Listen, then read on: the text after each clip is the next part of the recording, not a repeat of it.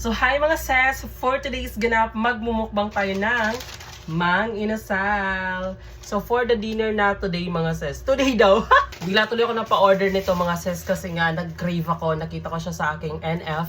So kaya napa-order ako ng crema de leche and at the same time yung pinakamalaking legs ng kanilang chicken. So tada, try na natin to, diba? Open na natin to mga sis. May kutsara tayo. Of course, dalawa siya kasi nga may crema de leche tayo at the same time. Yung sa rice, kailangan natin merong kutsara. So, ito na siya mga sis. Ang ganda ng packaging. Parang ano lang siya, parang parcel lang, diba? Ang ganda ng packaging mga sis. Pa-deliver lang ako ngayon kasi nag-crave talaga ako. Ayokong pumunta sa location kasi ang layo. So, ito na talaga. Buksan na natin kung ano talagang laman nito. Kung legit ba ang ating na-order. So, 1, 2, 3, and... Ay! Ang hirap na mabuksan. Ito na. Pak! O, ayan. Ay! Ang laki nga talaga. Grabe sis. So, tingnan mo. Sobrang laki talaga. Ang sarap nito. Tara na, kumain tayo. Oh my God. I'm so excited. Of course, hindi mawawala ang ating chicken oil. Lagyan lang natin dito. Ayan. So, of course, ilalagay natin sa rice at the same time dito sa ating chicken. First bite! Eto na po ang first bite. Sobrang laki ng chicken.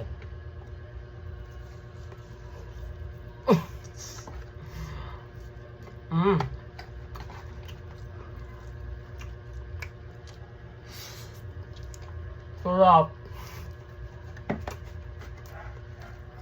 Kamay na. Pre-flex ko muna tong ating crema de leche. Tingnan nyo yung laman. Favorite ko talaga to sa mang inasal kasi ang sarap. Kasi may ano siya, nilagyan sila ng kung ano ng mga egg. Ayan po ang laman niya mga sis. Super excited akong i-blend to mamaya. At tingnan mo yun na yung gatas mga sis. O diba? Nagme-melt na talaga siya, Jai. And of course, yung drinks andito. Kasama siya, mang inasal. Coke Zero. So, ito na ang pampaano natin. Pampatunaw. Kamay na talaga ako kasi ayoko namang mag-ano. Kaso walang sausawan mga sis. Yan. Yung mga inasal. Sobrang laki.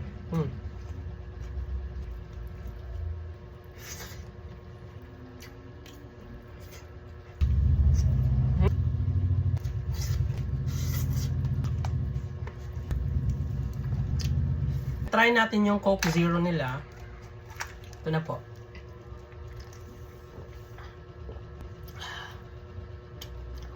Matamis pa rin naman kahit Coke Zero. Sabi nila zero sugar daw pero bakit matamis? Anong nilagay nila?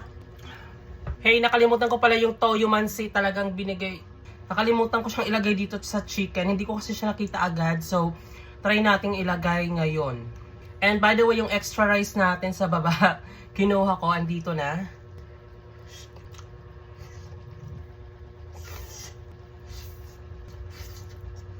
So yes, tapos na ako kumain ng chicken, tapos rice. Inumin ko lang tong Coke Zero, tatapusin ko lang, and then kakainin na natin yung dessert natin na crema de leche. So tara na.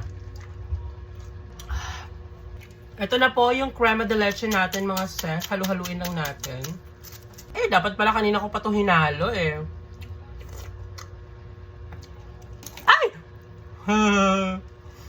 Natapon. Halo-haluin lang natin mga sis. Parang halo-halo din naman to eh. Meron siyang saging, meron siyang leche flan, and then parang buko, and then nata de coco if I'm not mistaken. So, ayan, nahalo na natin siya.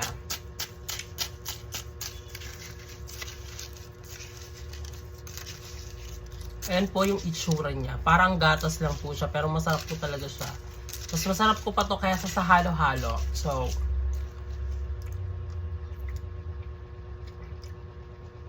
sarap. Sobrang sarap.